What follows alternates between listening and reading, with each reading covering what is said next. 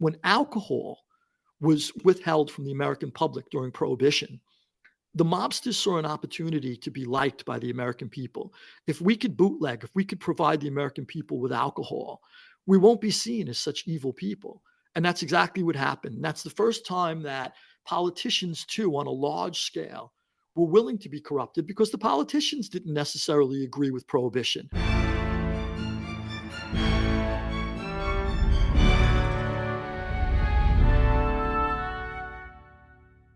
Hello and welcome to the pod. Today's guest is someone I've been keen to get on for a while. He's on the front cover of our latest issue of the magazine, and his book is the first of 3 volumes on the history of the American Mafia, and so I'm definitely planning on getting him back. Luis Ferrante is unusual for a historian, and why I was so keen to get him on. He's done time for illegal activities, not something you can say about your average historian. But he didn't rat, and whilst in prison he became a changed man, as you'll hear.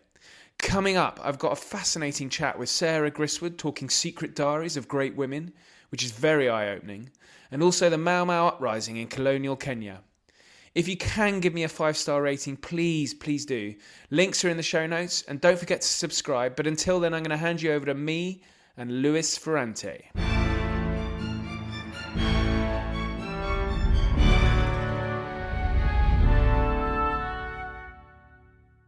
Luis Ferrante, welcome to the podcast. It's a real honor to have you on, actually, Luis, because I know, you've written a number of books before.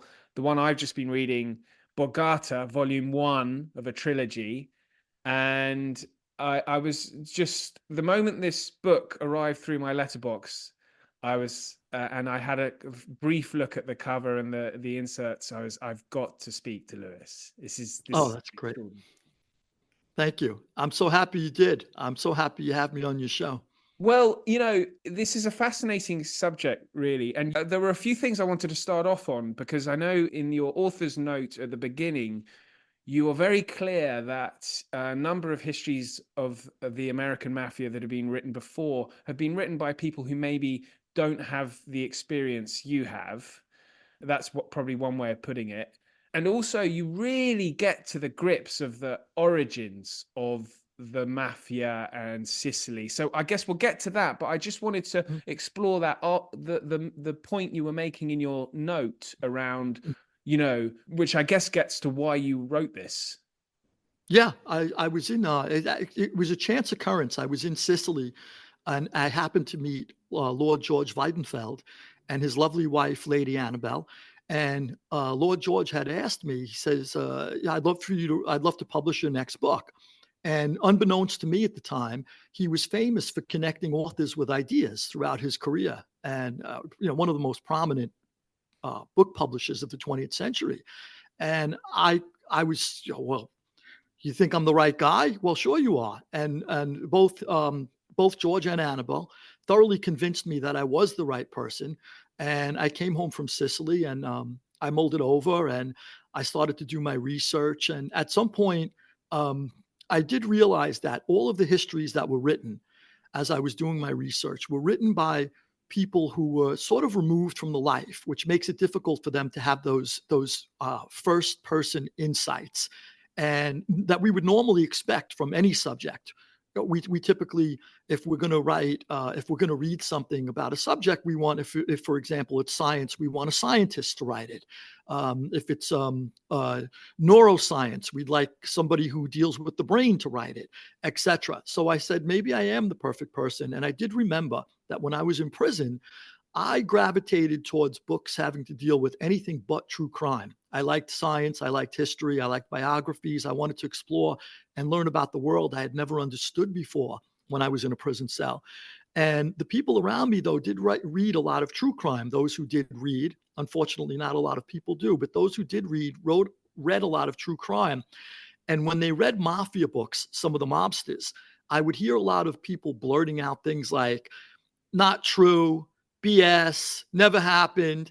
And I recalled that. And these guys know the life. They understand it. They understand that subculture. They understand if something rings true or doesn't. And I had that same sense as I was doing my research. So I felt like I could bring a lot of new insights to the table and debunk some old myths. And I don't just tell the reader, this is wrong because I said so, because I'm the person who has, who was involved in this life and did all this time in prison and had so many different racketeering cases, etc. I tell the reader this is why it's wrong, and I explain it to the reader so that they gain confidence in me and they understand themselves as they move forward through the book why something may not be right or wrong. And I think I've hopefully achieved that, and I've had some nice compliments from different readers already who've told me that they felt that they were along for the ride and they were understanding mob life as they went. So that sort of was the goal, and that I felt like was the new thing I could bring to this, and I tip my hat to George and Annabelle for realizing that in Sicily as we overlooked the ruins in Agrigento, and they made me an offer I couldn't refuse.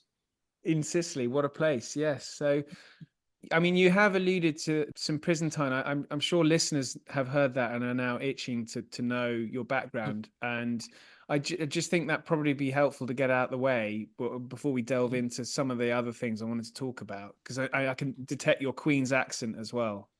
Yes, I cannot hide it. I get off an airplane anywhere in the world, and people usually say Brooklyn, and then I say no, Queens, close enough. Uh, so I'm glad you knew it was Queens. Anyway, we're very close. It's about the same. Yeah, I was a criminal from when I was young. I started when I was young stealing cars, and it was originally just joyriding. Graduated to breaking up the cars into pieces and selling them to auto body collision shops for money. So that became sort of like I ran a chop shop, and then I was able to mobilize a group of car thieves who worked for me, and then I would supply the auto body collision shops with the parts at a discount price, much cheaper than they would have to pay from Ford or Chrysler. So that was sort of like a really good racket I had through high school. Believe it or not, I did that after I went to high school. I was literate. I mean, I graduated high school. I just could never go to college. So by the time I finished high school, my mother at that time was alive and said, "Please, we've never had anybody in the family who went to college. Please go to college." And she begged me to go to college. And I said, "Mom, I can't do it. I graduated high school for you. I love you, but it's difficult for me. I can't. I hate school." And I started hijacking trucks. And after I was hijacking trucks for a while, I came to the attention of the mafia, different guys I met, but specifically the Gambino crime family. And I ran my own crew of heist men and hijackers within the family for quite some time until from about late teens until 25 when I went to prison. And I was charged with 3 different indictments. I faced the rest of my life in prison. And that's when I decided to pick up my first book. I had never read a book, although I had went to high school. I cheated my way through high school. People helped me with, they did my homework for me. I paid this one to do homework. I paid that one to help me with a test. And I remember Jorge Avila used to sit in front of me and write the numbers to the multiple answered questions on his wrist, and I'd say number 4, and he put B on his wrist and show me the wrist. And so, yeah, I could remember getting through high school like that, and I never read a book from cover to cover. And it's not so odd if you come from a family that doesn't stress education, or a blue collar family. My father, until he read my first book in his 70s, he had never read a book before in his life, and he told me yours is the first book I ever read. Which was interesting to me because I never asked my father, "Gee, Dad, I know there were no books in the house, but I never knew." So I began reading in prison, fell in love with books, and at some point or another, I was reading 18 hours a day, and I began to teach myself how to write. I wanted to write, and the way I did it was I read 19th century authors like the Bronte sisters, um, Flaubert, Dostoevsky, Tolstoy, um, Dumas, and I fell in love with these authors. And I would take notes. I felt like each author, I was placed myself in a writing class because I felt like each author, uh, everything that he or she knows about a book is in the pages of that book. Whether it's if it's George Eliot, Middlemarch, everything she knows about is in that book, and you just need only dissect it. I would take notes in the margins. I would see how someone begins and ends a chapter, how they introduce a character, and which was confusing during War and Peace with several hundred characters or whatever it was. But I would do it anyway. I would constantly take notes as to how each book was crafted And each of those great authors became my writing instructor. And that's how I taught myself how to write.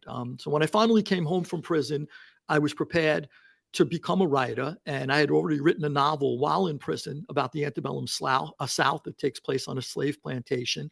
And that was prompted by me reading about the history of the institution of slavery and the American Civil War. And when I came across how slaves were sold on auction blocks, although I may have been taught this in school, I didn't pay much attention. I was absolutely stunned to imagine a human on an auction block being bid on. It just blew my mind. So I began to write a novel, and I hope to publish that novel at some point, you know, in the near future. It's still sitting in my desk all these years, so hopefully one day. Wow, so you've been very creative. I mean, I think is this your, well, I guess with the novel, this is your fourth book? Yeah. So I wrote a book about mob rules, what the mafia can teach the legitimate businessman, which became an international bestseller, and it's been translated into 20 languages. I was surprised by the book's success because it was sort of, a friend of mine said, "Hey, why don't you're always telling me, we talk about these mafia stories, and the mobsters really seem like savvy businessmen. If you only strip away the violence, they know exactly what they're doing when it comes to business. They know how to make money." And I think there's a book there. So I played around with it, pitched it to my agent, and she sold it really quickly. And if she pushes back, I know it's dead. And she didn't. She said, "Look, I think I could sell this." And she did. And it became tremendously successful, which even surprised me. I didn't know. I was stunned by the magnitude of its success and happy and pleased by it. I wrote another book. I broke my own rules when I wrote a book about the brain. I had a theory about the dreaming brain, and I recorded all my dreams while I was in prison. And this book, called The 3-Pound Crystal Ball, is about the dreaming brain and how we could see just a couple of seconds into the future. And I tried to base it in sort of like um, Rene Descartes or Francis Bacon, who cautioned us not to get too crazy, and ground things in science. Don't just throw out stuff. So I wanted to really, really ground it in sort of the in neuroscience and physics and psychology. So I did my best to put the pieces together inside the brain and how this might work, so that it wouldn't be just seen as sort of like a paranormal book that anybody just woke up one morning and got a feeling and threw down on paper. But I tried to make it a scientifically researched sort of treatise on my theory of how the brain might work. And my hope is that one day there are the correct tools to prove the theory as we move forward so quickly in today's technological society. That day may come sooner than later, which I did not anticipate several years ago when I wrote it. But that was another book that I had written, and I wrote a memoir detailing my crimes and my time in prison. That was published in the United States and the United Kingdom as well. And then this is my latest book, the trilogy, Borgata. Yeah, the history of the mafia. And it was so interesting reading the first few chapters where you break down, and I wanted to sort of explore this a little bit, where you break down what the origins of the mafia. I mean, quite literally the origins of the word, the mafia. And there's so much language tied up into this, like Cosa Nostra, the Don, Omerta, all these words that are familiar to, I'm sure, many of the listeners who watch a lot of the films. But the way you broke down what those words actually mean and where they derive from, in addition to the fact that you've got the feudal system, which is just so closely related to modern day mafia, it seems. This was not something I was, I guess, expecting. I was expecting to start off with Italian immigrants into the Ellis Island and starting off that way. But you really go and break down exactly, where is the mafia originating from, and obviously going back to the roots in Italy and more specifically Sicily. What you just described was the absolute hardest part for me, because it was sort of like this conundrum. Where did this all happen? Where did it come from? And all of the books I read and all the research I did, no one ever really dove deep. Someone would throw out a line or two. Well, it came from the Middle Ages, and when the Sicilians ejected the French off the island, they screamed "Mama Maria Mafia," something like that.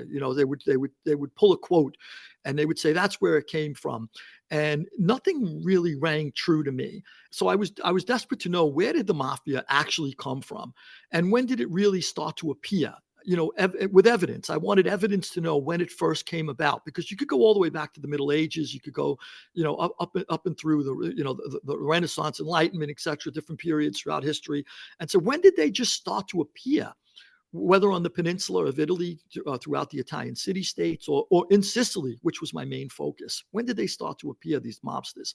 And what I was able to gather was, at the end of feudalism, something really interesting happened. When feudalism was abolished, it was sort of like a private institution, a private government. And George Friedrich Hegel makes the point of that. It was never a legitimate government, feudal society, feudal governments. It was always privatized. Justice was in the hands of the lord of the manor. And if he wanted you dead, he killed you. It wasn't based on any rule of law, no habeas corpus. You're done, you're dead, see you later. So where did the mafia come from?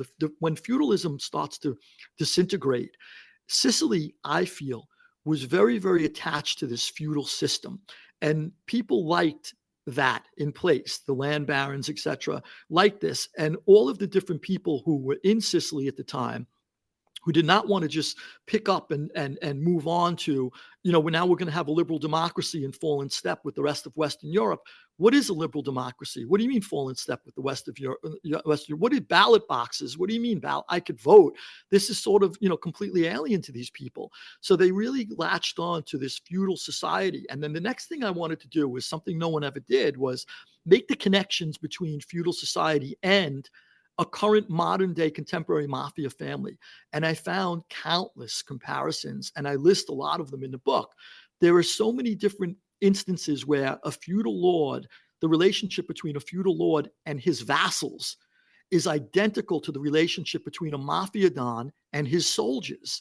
Even the oaths that they take and the agreements that they have and the responsibilities that they share, exact.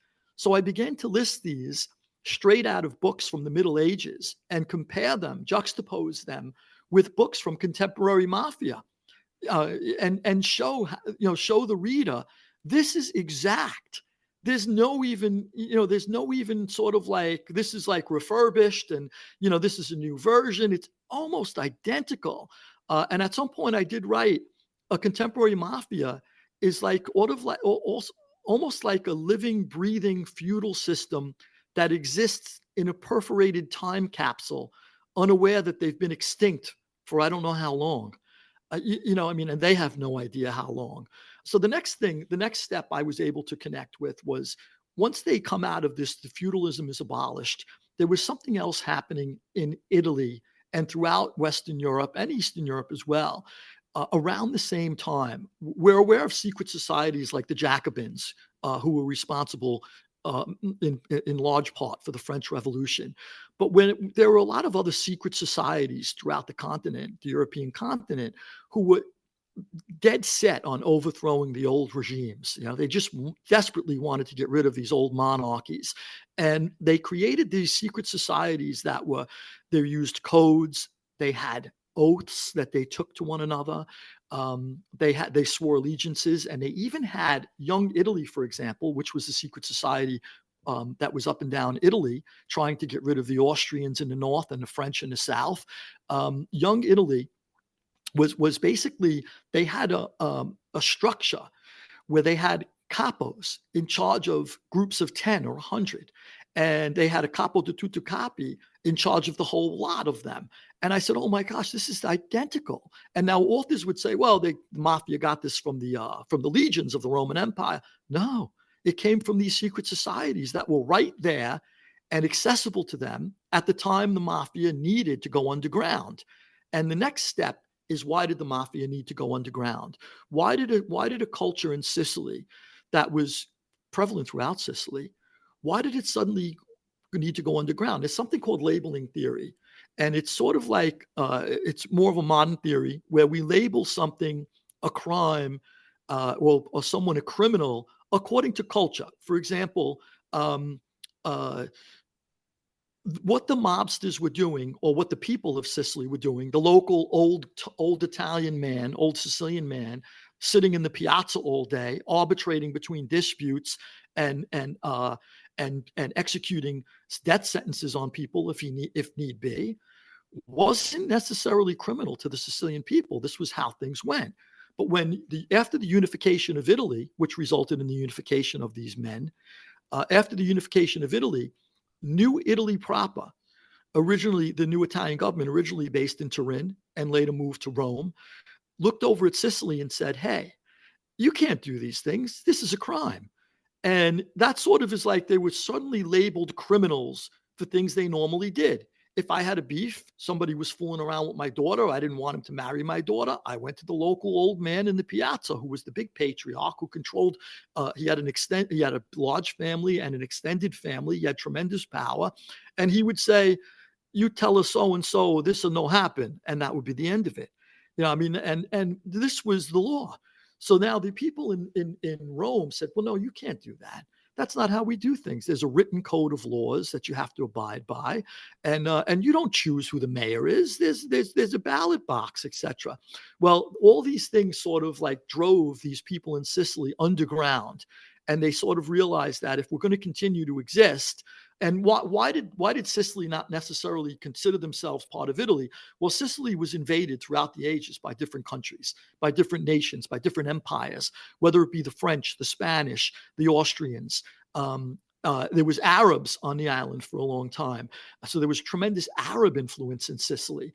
And at some point or another, Sicily was sort of duped, they felt, into fighting with Garibaldi to sort of, for the unification of Italy. And then afterwards, they thought that there would be a distribution of land, they would be given autonomy, and they weren't given any of the things they were promised. Next thing you know, Italy is their latest overlord, telling them they're going to be conscripted into the army, telling them they have to pay all these taxes and stuff. And they're like, what?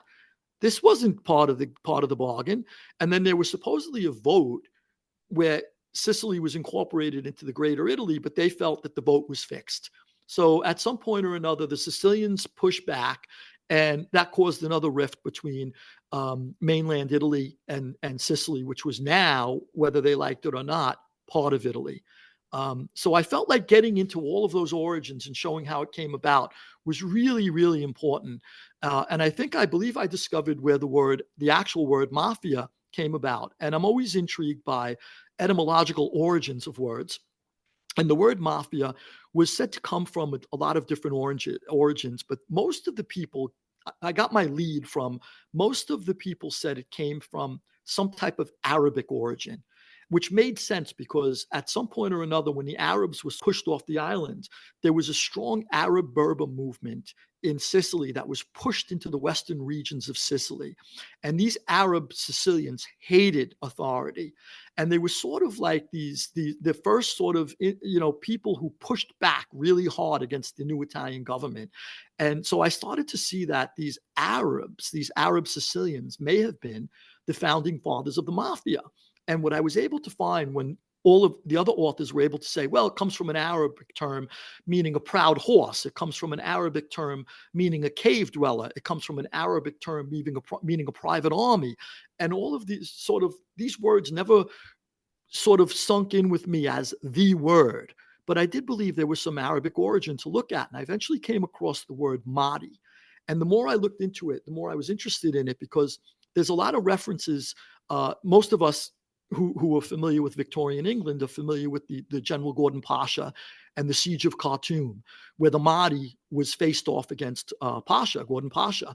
And the Mahdi was sort of thought to be someone who was sort of like had the power of the prophet behind him. And he was going to defend the people against the latest overlords or rulers or people who were oppressing them. And that's exactly the way the Arab Berbers pushed into Western Sicily saw themselves as. Now, if I look deeper into the word Mahdi, I was able to find that Mahdi was the modest regime, which would be a mafia. It would be not just a single person, but the modest regime, which was the Mahdi's army, was referred to as the Mahdiya, which was a single letter away from Mafia. And it started to make sense to me. And then I was able to, from there, to pull a lot of quotes, for example, from Cesare More, who Benito Mussolini sent to Sicily to stamp out the mafia. He wrote a memoir, an autobiography, that there were tremendously powerful quotes in there that reinforced my idea that the Mahdi was the original the mafia or the madia was the original root of the word mafia as we know it today, because the way he explained the original mafiosos, they were rebellious against the government. They wanted to push back, and they despised Mussolini. And later in the book, which is, it might be premature to talk about now, but at some point or another, the Italian Americans on the waterfront here in America hated Mussolini as well. And that's why they were willing to help the U.S. Navy when they were asked for help during World War II. Just lingering on in Sicily, and actually, I noticed there are many mentions. I'm speaking from London. There are many mentions of Brits throughout the book. The one family in particular in Sicily, the Roses, who come a cropper with the mafia in Sicily, don't they? And I know that there were reports of this mafia kidnapped John Rose, the son of a mine owner. And this is in the late 1870s. So it speaks to the power of the Sicilian mafia in that period, late 19th century. Correct. And John, I think, is subsequently released. And the British newspapers report that he's released intact, but the American newspapers do not. And I think you side on the American interpretation. I was able to, yeah, it's interesting. So apparently what the different newspapers said, as you said, the British said he was released intact, and the American newspapers said that one ear was cut off at first and sent to his mother, and then the other ear was cut off and sent to his mother, and possibly a piece of his nose, which may have been an exaggeration. But let's go with the 2 ears for the moment. So I said, okay, gee, why would there be such a conflict between these two, Western presses? Why would the British and the Americans differ so greatly into how he was returned? And so there was a little evidence to speak to the fact that something happened to him, because John Rose's mother was not initially paying the ransom. So to think that the Sicilian bandits who had abducted him were just going to treat him gingerly when they weren't getting their ransom was a little far-fetched for me. So I would imagine that the Sicilian bandits would at some point say, well, we need to put a little pressure on the mother. She's not coughing up the money. So at some point or another, it made sense to me that something was happening. So I'm leaning towards injuries at that point. And then if you fast forward to more modern day mafia or bandits, when John Paul Getty Jr. was abducted, what happened? An ear was cut off and sent to him. So this sort of like, okay, if they're doing it now, 100 years later, why wouldn't they have done it then? So then what would be the reasons now for also too? The British wouldn't want an international crisis. The British like things the way they were in Sicily. And they wouldn't want the British press, the British public rather, reading that John Rose came back in such horrible conditions. So maybe they said, well, you know what? We want the government to go in and invade Sicily, something they didn't want to do, the British. But the Americans didn't care about that. They want to sell newspapers. So let's talk about the ears. This was a great story. So I think that was the disparity. And I lean towards, because of what happened to John Paul Getty Jr., I lean towards that was their MO. Cut off an ear, send it to the family. And the procrastination that John Rose's mother had with coughing up the funds was identical to to Getty, his procrastination and coughing up the funds. So the ear made total sense to me, / possibly ears. I guess I'm far too naive. Why do you think then? Because you had a lot of it. I think I know the answer, but we've had a lot of immigration out of Italy into other countries. There are, particularly in the 20th century here in Britain, there have been plenty of Italian immigrants. Yet we haven't seen the birth and rise of a criminal organization like we saw in America. Is that because of the Sicilian element to it? Or is it because America is a uniquely perfect, almost petri dish for this kind of organization to thrive? It's the latter. And there was a Sicilian mafioso who asked a rhetorical question. And he said, why, of all the places Sicilians migrated to, whether it be North Africa, whether it be England, whether it be other countries in Western Europe or the United States or South or Central America, why of all these places did the mafia only really grow to the extent that it did in the United States? And it was a great question. It was a rhetorical question, meaning there's something possibly having to do with our country here in the States. And the more I looked, the more I read, the more corrupt our government had always been.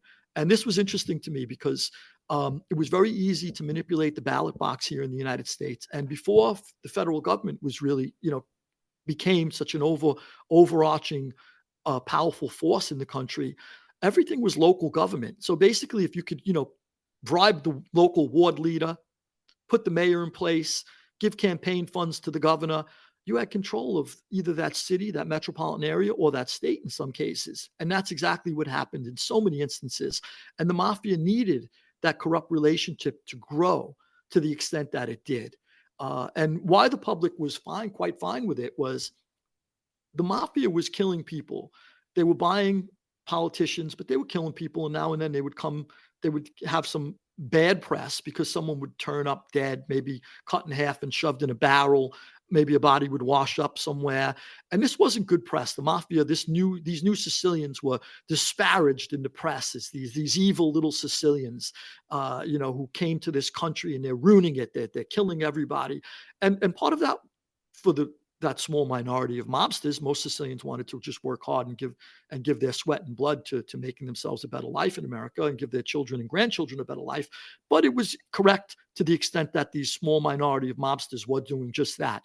But when alcohol was withheld from the American public during Prohibition, the mobsters saw an opportunity to be liked by the American people. If we could bootleg, if we could provide the American people with alcohol, we won't be seen as such evil people. And that's exactly what happened. And that's the first time that politicians, too, on a large scale, were willing to be corrupted, because the politicians didn't necessarily agree with Prohibition. Even though it was pushed through the House and Senate, it was a small lobby that was able to push their way through the United States Congress and get their way, and put this sort of like this whole dry net over the United States. And most people wanted to drink. Even politicians were having. Teddy Roosevelt's daughter famously says that the administrations were having drinking parties left and right in the White House. They didn't even want to be beholden to this ridiculous law. So the people saw the mafia for the first time as sort of, we could work with them. And it wasn't so bad for a politician to kind of look the other way. It's alcohol, no big deal. Prohibition agents were easily bribed. Law enforcement officers were easily bribed. They wanted to drink. And even before Prohibition, the involvement of the mafia was, I mean, you've mentioned that they were closely involved due to sort of corrupt local politicians, and you deal quite a lot with New Orleans in the book early on. And I mean, I think there's a line you write which had me laughing out loud. New Orleans made Sicily look like Tibet at prayer time. That's right. So the Sicilians, yeah, that's great. When the Sicilians came to this country, and what happened was, after the unification of Italy, just to rewind one tick before we bring it back up to date. After the unification of Italy, most of southern Italy was dirt poor, including Sicily, which is just off the coast of the peninsula in southern Italy, considered southern Italy. And Sicily, a lot of Sicilians got up and left. And this isn't for us. And a lot of southern Italians from Calabria, from Naples, etc., came as well. And what they were looking for was a climate like their own. So a lot of people, I was born and raised in New York, which is where my grandparents landed when they came here from Italy, from Bari, which was in southern Italy, and my mother's parents were from Naples and Sicily. So this is where they landed in New York. But most Italians weren't used to 9 feet of snow, digging their horse and wagons out, or eventually their cars out after a snowstorm, freezing their heinies off during the winter. They're looking for that sort of similar climate to the Mediterranean. So they gravitated toward Louisiana, which also was a prime spot because they all wanted work, all of these southern Italians, including these Sicilians. And because in 1860s, we abolished slavery here in America after the Civil War, which coincided with the unification of Italy. So the United States is a growing power that's desperate for cheap labor because they had lost their slave labor down in the South specifically. And the Italian Americans are coming at the same time. So they're gravitating towards the South, where they're wanted on cotton plantations, sugar, tobacco, and they work these plantations and they work hard. So the mafia typically rides in with the immigrant waves. And they go where the hardworking Italians are, one, because they need to be around their own. They can't just show up in a city and say to all the Germans and the Irish, hey, we're here, we barely speak English, and we want to take over the city. They'll be run out of town. They have to go where there's a strong Italian labor force. And I credited the hardworking Italians to the mafia's growth because more times than not, let's say, for example, the Italians, because of their hard work ethic, would dominate something like the waterfront. Because they dominated the waterfront and everyone wanted to hire Italians because they worked so hard and for such low wages, now the mafia is able to move in and organize those Italians into maybe a voting bloc, into a union, and into a powerful force where they could say, now we run the docks.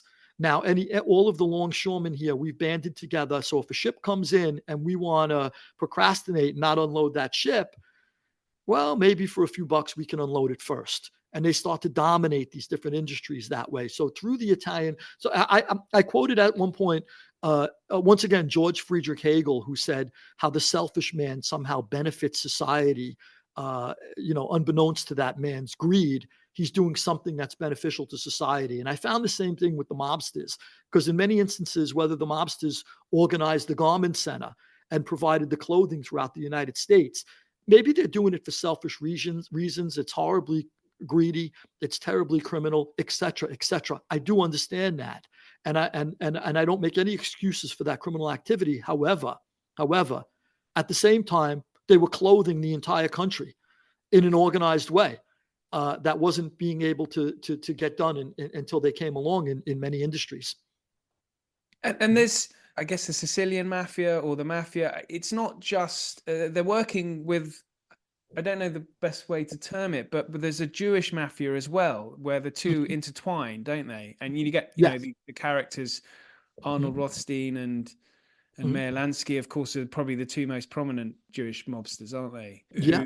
Who and Arnold Rothstein's almost the sort of, is he the patriarch of the modern day type mafia, or is that more Lucky Luciano? Both. And the first one we should deal with is Arnold Rothstein, and as I dealt with it in the book, Rothstein was sort of just just a generation before the Luciano era, and he came along. And he was a brilliant businessman, and they called him sort of like the bankroll of larcenous schemes. So anyone could come to him and say, "Hey, I got a scheme I want to do, or I got something I want to put together." And he funded everybody in the underworld. He was funding, and he would demand a return on his investment. And it was the first guy who was sort of like making the mafia sort of like a corporate entity. And I felt when I attributed sort of this Aristotelian place to Rothstein, I was kind of like, I needed the evidence myself, and I found it. Each and every mobster that became one of the biggest Italian and Jewish mobsters in the country would say, Rothstein taught me this, Rothstein taught me that. And one of the best things he taught them was, hey, you're not in Sicily anymore. We're in America. It's a melting pot of different peoples. You need to get along with everybody. And even if you just want to have your little clannish Sicilian mafia family, where no one else is invited into the ranks of this family, you still need to make business alliances with all of these other ethnic groups. So the business alliance they made during Prohibition was with the Jews, and it started off with Rothstein. Rothstein was able to say the Italians were definitely trying to fulfill the need for alcohol throughout the country, but they were doing it through these homemade distilleries that they were putting together in the basement of a building. It was like moonshining in an urban way. So like urban moonshining. And they were selling, so a lot of times they made things called rot gut or different names for it in a bathtub. And then they would bottle it and sell it out of the bathtub. And now and then somebody just dropped dead from having a sip of it. But then Rothstein comes along and says, well, I have these gambling casinos, and I cater to big money gamblers. Rothstein was also known as the quote unquote king of gamblers. And he ran all of these big casinos in New York. And he did it by bribing the corrupt politicians who controlled Tammany Hall, which was the political machine in charge of New York at the time. So Rothstein had these big gambling casinos. And through that, he was able to network with some big money people. And when somebody owed him $100,000, he said to the guy, I'll tell you what, I think we could scratch you dead if you open up that distillery over in Scotland for us so we could have top-notch liquor. So here's Rothstein now giving the Italians 12-year-old scotch where they're used to selling this garbage moonshine. And through this relationship with Rothstein, he opened up all Jews throughout the country, and Meyer Lansky eventually came along. And Meyer Lansky was the linchpin between Rothstein and the connections he had and the mobsters that Lucky Luciano was friendly with. And how that happened was Luciano and Lansky met each other in Manhattan, in Lower Manhattan, when they were young. Luciano says himself that I was trying to shake down Lansky. I used to tell these Jewish kids, hey, give me $5 a week or whatever, or $1 a week or 25 cents, whatever it was in those days. And I'll protect you. I won't let anybody rip up your school books and, slap you around or anything. And Meyer Lansky said, hey, F you, F you. I don't need your protection. I don't need anybody's protection. I'll protect myself. And Luciano admits that he was extremely impressed by the guts, the chutzpah this little man had. He said, here he is, this little bit of a guy telling me to go F myself. And I got this big group of Italians behind me, all, these gangs. He's a teenager, a few years older than Lansky at the time. Well, they forged a relationship, and Lansky turned out to be not only as tough as Luciano, and all the Jews that Lansky ran with were as tough as the Italians, but also, too, an absolute criminal genius. And throughout the book, you'll see that a lot of the best money-making schemes came from a lot of these real tough Jews who had a sense for business. And why were the Jews shoved into this melting pot with the Southern Italians at the time? Is because the Jews were experiencing a lot of pogroms in Eastern Europe at the time. The Sicilians were making their way here. So they started to flee and said, hey, we got to get the hell out of here. We don't need to be hung. This is a genocide maybe coming on. Let's get the hell out of here. And a lot of them fled to America for a better life and found themselves in the same putrid ghettos as the Southern Italians were packed into. So they were living side by side, a lot of these Jewish and Italian gangsters, and they met each other. And once again, most of the Jewish race, just like most of the Italian race, was here. I'm not sure if race is the right word, but ethnicity, nationalities. Most of the Jews and most of the Italians found themselves, most of them came here rather to make a better life for themselves. But there was always a few bad apples in the bushel in both the Italian and the Jewish sections that would find each other, partner, and they became real criminal geniuses and helped the mafia progress throughout the 30s, the 40s, the 50s. It was incredible. Frank Costello, also, who was a friend of them, married a Jew, partnered with all Jews, and he started out when he was young in East Harlem as a Sabbath goy.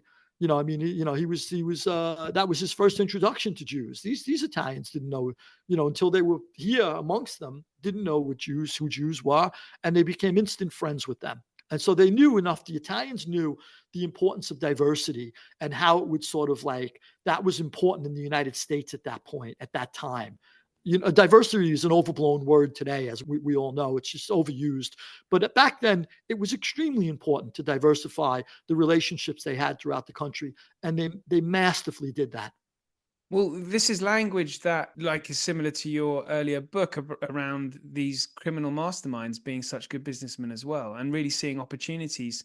Obviously, you've mentioned Rothstein and prohibition, but this is what I got the impression of towards the end of the book, is that I'm just watching these brilliant businessmen who just happen to be running organized crime. They happened to kill quite a few people too in the process. Yeah, so that's something that was specific to Sicily too. Sicily, the original word omerta, was being a man in every way. So the Sicilian mafiosos who were raised on quote unquote omerta, they did believe that being a man was, you don't go to the police. If you have a problem with somebody, you violently hurt him. You violently get him out of your way. You physically remove the obstacle in your path. And that sort of sense of omerta brought to the States was a big reason why they plowed through their enemies, a lot of the Sicilian mafiosos here in the country. And they still did it up until my time, the mafia. So as opposed to other ethnic gangs who killed a lot less, the Italians felt it was part of their subculture to remove, it was manly to remove your enemy. And there was also a word Machiavelli used, which is much later on in the 1400s during the Medicis in Florence. Machiavelli sort of used this word virtù, and I'm not sure if I'm pronouncing it right in the Italian, but it may be misdefined today as virtuous, but back then it meant sort of like political cunning, virtù, how to sort of entrap your enemy, how to use intrigue to get your enemy. And I go through all those intrigues. The Italians were the best at it, the Italian Americans, at sort of all these grand intrigues to sort of trap their enemy and lead the enemy in until they were able to sort of spring the trap and get rid of them and kill them and decisively remove that obstacle permanently from their path. So that was sort of mixed with these absolute brilliant business minds that they displayed time and again. It's not easy. I don't care how many people you're killing. It's not easy to control the garment center, to control trucking throughout the country, to control the waterfront, to be so instrumental in every niche of the American economy that the American government turns to you in so many instances for help. I mean, these are brilliant guys. So, you can't take that away from them. At the same time, they're doing the most barbaric acts. So it's really that's sort of like the puzzling piece that I think makes it interesting throughout the book, and why all of us are sort of, I think, captivated by the whole lifestyle. Yeah, that's what I wanted to watch, because even us here in Britain, we don't really have much exposure to it, apart from through films, more likely, and then books. To me, it's always the sort of the sheer cunning of Vito Genovese is a hugely cunning figure. Hugely. And that was his, I think that was his strongest attribute, if we could call it an attribute, an underworld attribute, let us say. But I think it was his strongest, why he was able to sort of rise at the lightning speed that he did. He had a knack, and he did it in a plodding way. He didn't sort of like dislike you today and try to remove you tomorrow. He would take it, if it took years to get rid of you, he was willing to take that time, which was absolute genius. I mean, look at someone from the overworld who had the same underworld mind, Stalin. Stalin removing his enemies in the Bolshevik Party was always a slow process. He didn't just like one day wake up and say, get rid of Kamenev. And the next thing you know, Kamenev was executed. It was always something, it was always a process. And he always knew who he was going to remove 3 or 4 people before they got their slip of paper from the NKVD. So it was the same thing with Genovese. He was very slow in removing his enemies, and he would gather sort of like an alliance, a team of alliances that would, by the time he was ready to spring the trap, everybody hated the person he had targeted. Everybody was disparaging that person. Nobody liked him, and the guy was completely isolated. And by the time the guy woke up to Genovese's plans for him, it was too late to rebuff them. It was too late to resist in any way. And this was absolute brilliance. It's like when once again, when Trotsky gets his ticket to depart. How the hell did that happen? Trotsky, Yeah, exile's no protection, is it? Exactly. Yeah. Exile was no protection, as Trotsky learned with an ice pick to his head. And a lot of mobsters got that same ice pick to their heads, which we see in the book. People are legitimately murdered. In my volumes, in volume 3, there is an instance where a guy is beaten with an ice pick to the head. It happens in volume 1 when Anastasia, although I didn't talk about each and every homicide along the waterfront, the longshoremen carried these ice picks and to open boxes, etc., or to pick up boxes and stuff, and they disposed of their enemies with those same ice picks. So it's the same thing. I mean, but Genovese was a master of intrigue, and he's one of, I think, comes across as one of the most brilliant mans who displayed what Machiavelli had referred to as virtue. I've got a question for you that I was quite intrigued because at one stage you mentioned that the mafia is in America is a criminal plague, but I got the impression that throughout, particularly because ratting, betraying your friends or your colleagues is the worst thing you can do, and perhaps that's really what you're probably proud of yourself because you didn't do that. But you also somewhat, I don't know if pride is the right word, but I didn't get the feeling that you were particularly ashamed of of some of the work you were doing when you were working for the mafia. Yeah, I mean, I guess I am. How can I explain this the best way? I went through a period in prison when I decided to turn my life around, and I had tremendous regret where I wished I was dead. I mean, when I realized that everything I had done was contrary to correct, to moral integrity, to the way my mother had raised me. My mother didn't raise me to go and hurt people or commit crimes, and my mother had died in my arms when she died when I was younger. Anything she ever taught me, my moral code that she had instilled in me from when I was young, went out the window. I said, if there is a God, it must be an evil God, because she had tumors the size of cantaloupes growing out of her head. And here was this beautiful woman who taught me everything good in the world. So I'd gone off the tracks. And when I was in prison, I began to rethink my life. So I did suffer from tremendous regret. And I always make that, when I do speak in front of audiences anywhere, I always make sure that I get that across, because I don't want anybody young thinking that this is fancy or sexy or there's anything nice about it, because it was horrible. And I landed in prisons where people were murdered, in those prisons with homemade machetes, prison-made machetes, horrible prisons in the United States. In Lewisburg, for example, 2 men were murdered the first day I landed there, with prison-made machetes that were made in the, believe it or not, the shop that made bunks and steel bunks and steel lockers. I don't know how you could allow convicts to make that on the premises and think that they weren't going to make a few homemade prison-made machetes as well. But obviously they did, and they killed people with them. So I lived through this horrible time, this horrible period where I had tremendous regret, wished I was dead, and wished that the cinder block ceiling would just fall on top of me and crush me in my cell, and it would be all over. And at some point or another, I did say to myself, if I'm going to continue to live, I've got to make the best of my life moving forward. And that was a big impetus which brought me to where I am today, many years later, that decision.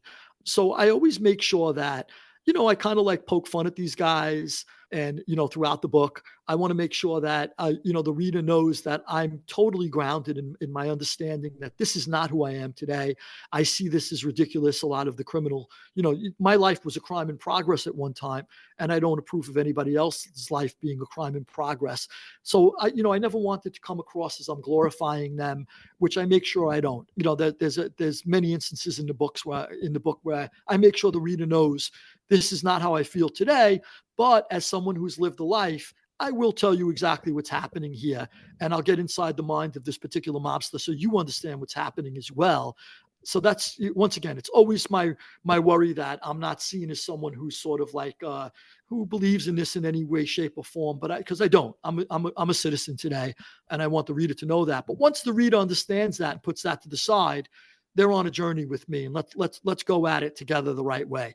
And let's discuss this properly. And that's what I try to do. Yeah, and I didn't get that impression at all. And I also found it quite helpful from a historical standpoint, actually, writing as a historian. I mean, I guess you've got that detachment because you've kind of had that journey and then been through a journey, such a terrible word for this kind of thing. But you've been through all this experience. But it has enabled you to write a work of history now that you recognize the behaviors in some of these people, but can write dispassionately about it. And that's what's made it like quite a page turner. So, Lewis, this has been absolutely fantastic. And when I got to the end of your book and you mentioned part 2 and the tantalizing prospect of Bobby Kennedy, and I guess that's, we're going to get Jimmy Hoffa and all that kind of stuff coming next. And then part 3 as well. I guess we move into the 80s and 90s. I cannot wait to get hold of parts 2 and 3. But part 1 is hugely enjoyable. So thank you for your time. Thank you so much, Oliver. I greatly appreciate it. Thanks so much for listening. Plenty more great history to come. And please do subscribe, follow. And if you can give me 5 stars, I'd love that. But until then, thank you and good night.